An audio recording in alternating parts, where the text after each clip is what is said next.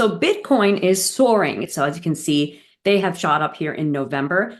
This bar is not done on a monthly chart, but there's room to run. And before we go to lower time frames, I'm Hema Reddy. I use price action candlesticks like these, market timing, that's forecasting, and momentum, my favorite indicator being the RSI power zones, to boost my trading and that of our tribes. So I'm actually in an advanced session with students here today, and one asked about Bitcoin, and we decided to make a share of it with you out there. So here's the weekly chart, all right? These orange line segments that you're seeing are what I call GAN drives. They're directional movement that help you know where you are in a price trend.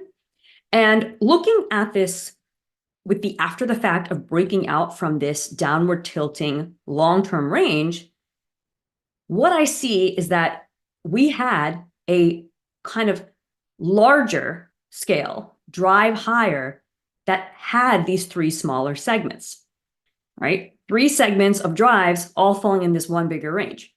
So this leads me to believe that we are in a new drive higher off of the August low, and that beautifully coincided with the RSI power zones holding the bull support power zone.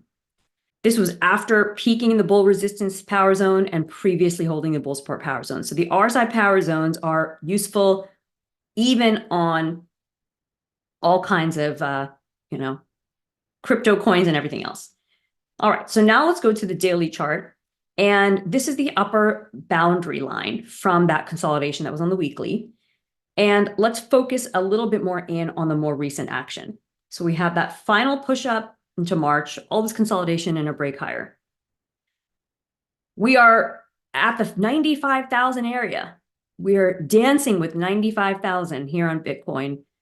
100,000 is not far away. And we have a overbought RSI power zone. So I'm going to just lay out a couple of key levels to monitor to help see if we may head higher or lower.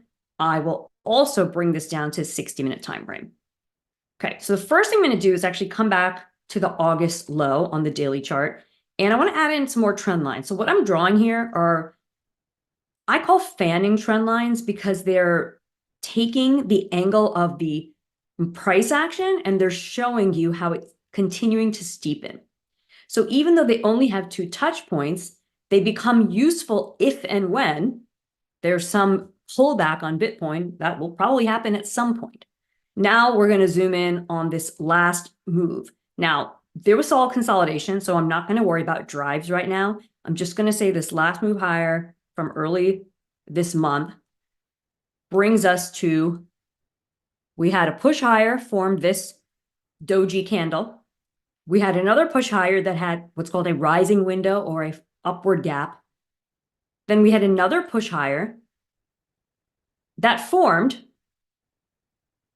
a candlestick that was outside the range of the prior candle. So the November 15th range was fully outside the November 14th range.